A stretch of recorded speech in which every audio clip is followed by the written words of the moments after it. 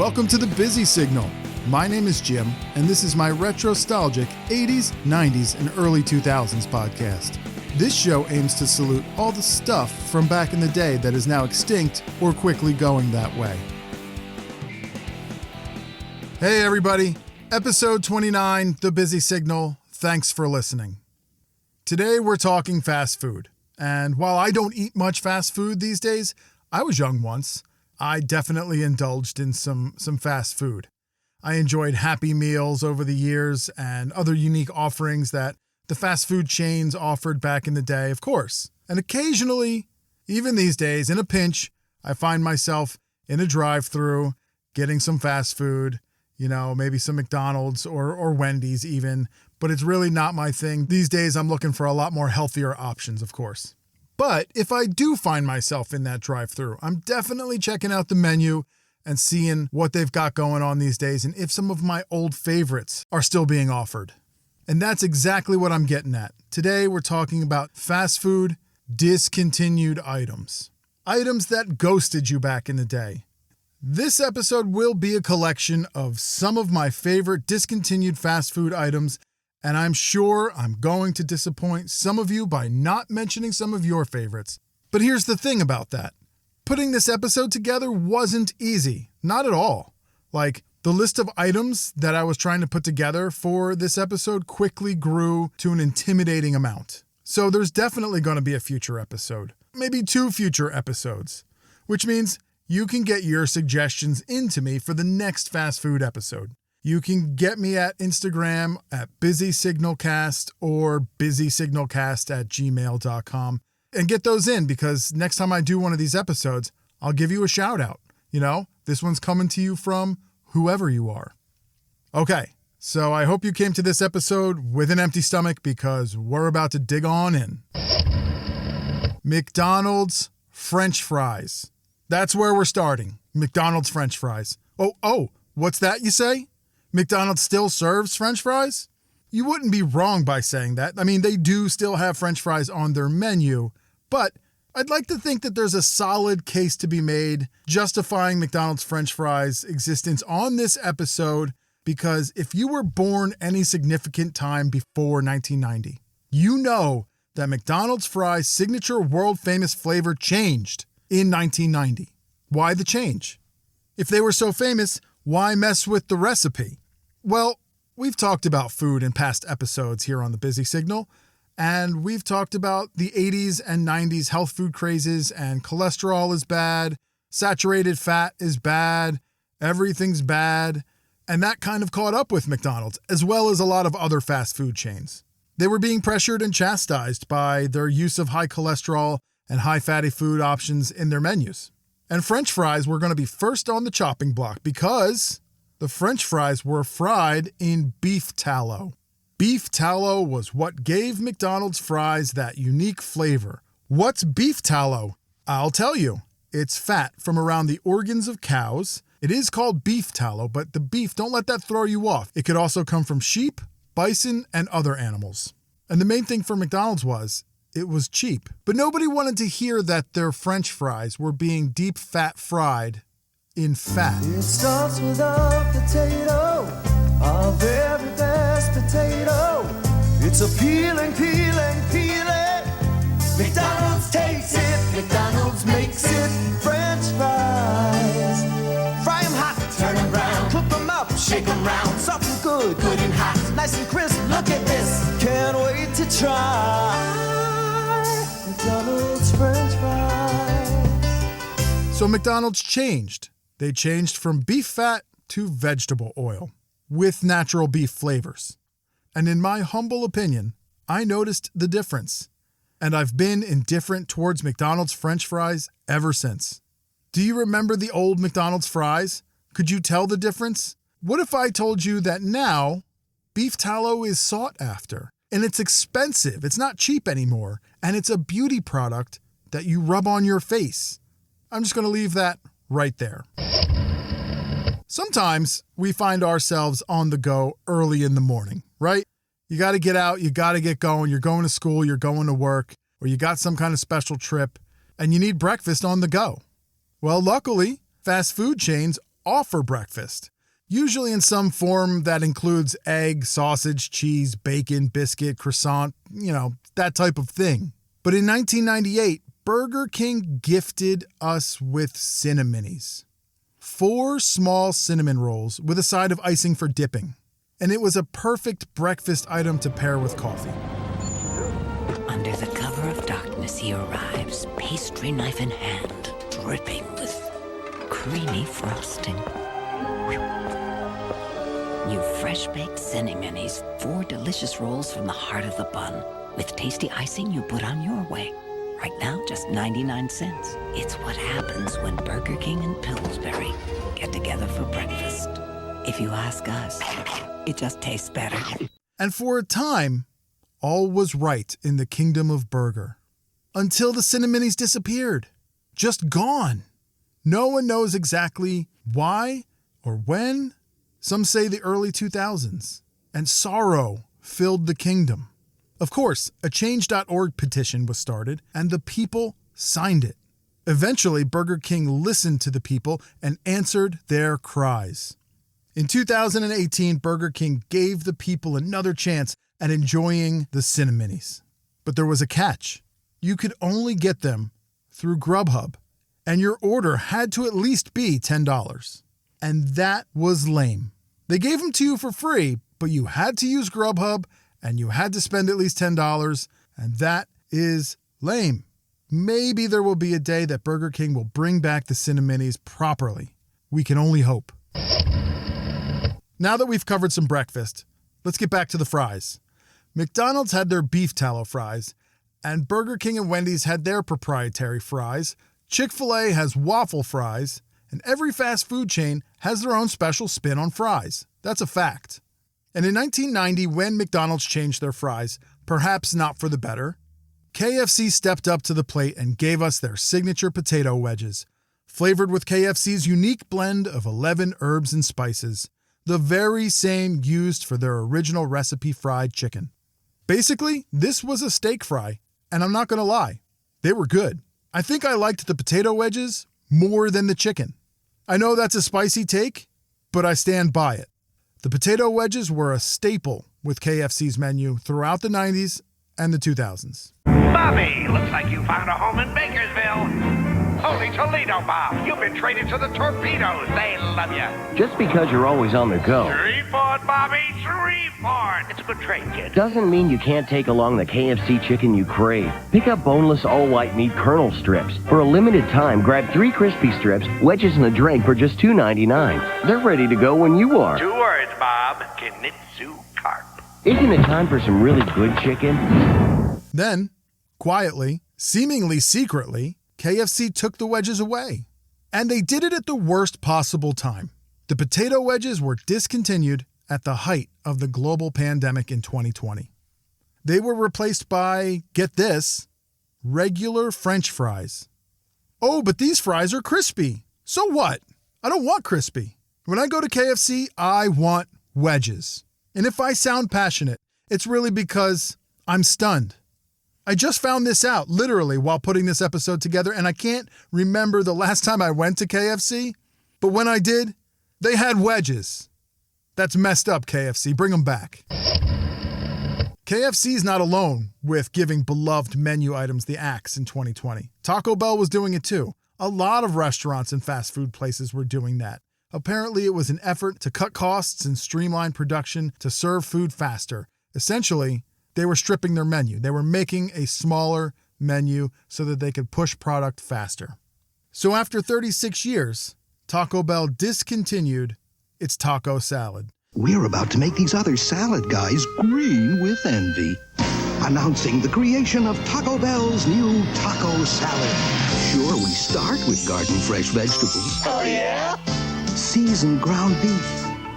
Oh, yeah? Served in a light flaky flour bowl you can eat. Eat the bowl. Oh, no. So try our new taco salad, the envy of all those other guys. At Taco Bell, it's just made for you. And yes, if you miss that crispy tortilla shell bowl loaded with ground beef, rice, refried beans, tomatoes, lettuce, crunchy red tortilla strips, sour cream, and shredded cheese? There is a petition online for you. Go find it, Google it, and sign it. The thing about Taco Bell is they do resurrect old menu items from time to time. I mean, it's in the headlines right now. They're bringing back 5 items from over the past 5 decades, and it's called their Decades Menu. 1 item from each decade going back to the 1970s. And if you want to know more, Google that too, because this isn't a Taco Bell commercial. My point is, Taco Bell might bring back the taco salad one day. You never know. They brought back the Mexican pizza. Occasionally they bring back the double-decker taco. The taco salad could be next. All right, next stop on this fast food crawl. Wendy's. Growing up in the 80s and 90s mostly, I associate Wendy's with a few things. First and foremost, Dave Thomas. Second, Square Burgers. And third, the Super Bar. From 1988 to 1990, Wendy's provided customers with a utopian salad bar, essentially a super bar. For $2.99, customers could belly up to the super bar and fill their plates with a variety of foods not regularly offered on the menu. Like, it was a lot of food that you wouldn't even think would ever be offered at a Wendy's. The super bar had 3 stations. The garden spot, which was the traditional part of the bar. It was the salad bar. It had lettuces, tomatoes, all sorts of sliced and diced veggies. It had fruit and even vanilla and chocolate pudding. It was the cold bar. And this all seems pretty standard, really. It was the other 2 stations. For example, there was an Italian pasta station with different types of pasta, marinara sauce, and Parmesan cheese. But the real uniquity of this station was the garlic bread. It was the bottoms of a hamburger bun, cut in half and completely drenched in some kind of garlic butter sauce. They were weird. Yeah, it was the weirdest garlic bread I've ever had in my life. Then there was the Mexican Fiesta station. You could build your own tacos. You could build your own burritos. There was a bin full of empty taco shells just waiting for you to load them up. There were tortilla warmers with warm, pliable tortillas ready for you to make your own burritos. With these 3 stations combined, you could make anything you could dream up, literally. If you could think it, you could make it at the Wendy's Super Bar. Wendy's, where you get the best burgers in the business, introduces the new Super Bar, featuring salad by Selena, fettuccine by Frank, tortillas by Teresa, and everything a la Al. Where for one low price, you can create a lunch or dinner with unlimited seconds, so you can have just about anything you're in the mood for, even if you're in the mood for everything. Like Al. Wendy's new Super Bar. Create your own meal. And if this $2.99 all-you-can-eat Super Bar sounds like a fever dream now, just wait till I tell you it gets better.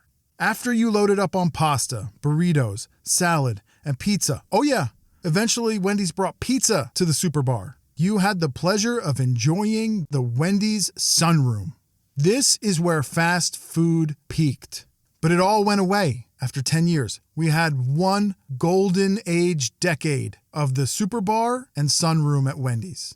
But after 10 years, I really can only imagine that Wendy's was probably losing money on this deal. I'm pretty sure in the 90s I saw a commercial where the price had gone up to $3.99, but they were giving away free soft drinks. It was all you could eat for less than $5. I mean, when you think about it, they had to employ people dedicated to keeping that Super Bar clean and restocked all the time. So I get it. I understand that the Super Bar was probably not long for this world, but the very least Wendy's could do is bring back the sunroom. That's all we're asking. There's one major theme that was constant in the fast food wars of the 80s and 90s. Bigger is better. And in 1993, Pizza Hut released a pizza of mythical proportions. The Bigfoot pizza. It was 12 inches by 24 inches. Yes, that's 2 square feet of pizza with 3 toppings. All that pizza for $10.99. That was literally 25% more pizza than 2 12-inch pizzas. It was so big, it didn't even fit in a box. It had its own signature Pizza Hut Bigfoot bag. And being rectangular, of course, the slices were also rectangular. I mean, this was a party pizza, plain and simple. Birthday parties, little league parties, holiday parties, Sunday afternoon football parties, pizza parties. That's what this was. This was a lot of pizza for a really great price. And the commercials, they were really cool because it really played on the Bigfoot angle. I mean, there were a lot of commercials. Pizza Hut really dumped a lot of money into the marketing. Recently, an object was sighted. It was big, bigger than big. Huge, large, astronomically big. Big would be an understatement. Very big, huge. Oh, God, big, huge. When it arrives, you better not be alone. Bigfoot. Pizza Hut! From Pizza Hut. 2 square feet of pizza, 21 slices on a tasty new crust, $10.99 for up to 3 toppings. It's bigger than pizza. Bigfoot from Pizza Hut, a legendary value. But even all the commercials and the special branding, that wasn't enough for Pizza Hut. They wanted their marketing to reach mythical proportions. On July 4th, 1993, the citizens of New York City witnessed a Pizza Hut Bigfoot blimp floating over their city. And that was really cool, I guess. I mean, until it wasn't. When the blimp begins to deflate mid-flight, and then it slowly spirals out of control to the point where it crashes into a building, because that's exactly what happened. An apartment building were sunbathing when a 160-foot blimp crash landed on the roof. The blimp, hired to promote a chain of pizza parlors, had a huge hole in it, deflated quickly. The pilot and co-pilot are reported in stable condition this morning. The descent, luckily, was so slow that absolutely no one was hurt. And even though this marketing blimp attempt fell flat, it actually didn't hurt the Bigfoot. It actually had a spike in sales after that. But despite that initial success, I don't understand. People dipped off. And by 1994, Bigfoot had slipped away again, back into obscurity. A rumor. A legend. I'm thinking we really should end this episode with some dessert. So we're going to bookend it. We started at McDonald's. We're going to end at McDonald's. And personally, of all the things McDonald's has discontinued over the years, the fried apple pie was the one thing that I actually missed when it went away in 1992. It was a delicious hand pie with a really crispy shell, and it was filled with the most delicious apple pie filling. I mean, at least I think it was delicious because every time I ate one, I couldn't taste anything for like a week. It would literally melt my palate and burn my taste buds right off of my tongue. It was just served so hot that I never had the patience to wait for it to cool down. And the fact that my mouth received second-degree burns never stopped me from getting it again until it was discontinued and I couldn't get it anymore for exactly the same reasons McDonald's had to change their fries. Health concerns. So they got rid of the fried apple pie and they replaced it with a baked apple pie. Autumn, a time when trees cast new colors. A time for sharing warmth. And at McDonald's, we're doing just that. Sharing the warmth of our new oven-baked apple pies. A cinnamon-dusted crust with golden delicious apple filling. And now when you buy one, your local McDonald's donates 25 cents to Ronald McDonald Children's Charities, who bring warmth and hope to kids everywhere. Try our new baked apple pie. It's a delicious way to warm your heart. And everybody knows that that baked apple pie is completely inferior. However, there's one McDonald's that they say still offers the fried apple pie. The McDonald's in Downey, California. It was the very third McDonald's to ever open. So it seems like it has a little bit more pull with what it offers on its menu. Anybody up for a trip to Downey, California? Huh? All right, so that about does it for this episode. And really, it's not a minute too soon because I'm starving. I just keep thinking there's got to be a recipe out there on the internet somewhere for Burger King Cineminis, right? And while you're out there on the internet, have you gone over to Instagram yet and checked out the Busy Signal? @BusySignalCast. Last episode we did spooky toys, but all month long, the Busy Signal celebrated spooky season on Instagram by sharing a classic Halloween commercial daily. That was a lot of fun. Be sure to go back and check it out and follow @BusySignalCast. And of course, if you can, head on over to Spotify or Apple Podcasts, leave a 5-star review and a positive rating. That just helps the podcast out a bunch to help it grow, and I totally appreciate it. I'm really hoping you had a good time remembering this collection of fast food goodies from back in the day. And this is definitely going to be a topic that we hit up again in the future. And like I said at the top of the episode, I'm hoping you had a really good time remembering this collection of fast food menu items from back in the day. There's definitely going to be more episodes. This is going to be a topic that comes back again in a future episode. If you have suggestions, hit me up on Instagram or busysignalcast@gmail.com. Get those suggestions in, and I will definitely work them into future episodes. Thanks again, everybody, for listening. I'll catch you later. Once again, I'd like to say thanks for listening. And as always, you can listen to The Busy Signal everywhere quality podcasts are streamed. Hit the subscribe button to have a new episode delivered directly to your favorite device every other Friday. If you really like the show, leave a 5-star rating or a positive review on Apple and Spotify. That lets everybody else know to come check out what you already think is awesome. You can also head over to Instagram and follow the show at Busy Signalcast for even more retrostalgic content. I share a good amount of fun stuff that isn't mentioned on the episodes. While you're there, say hi in the comments. Don't be shy. And until next time, remember, reach out and touch the past.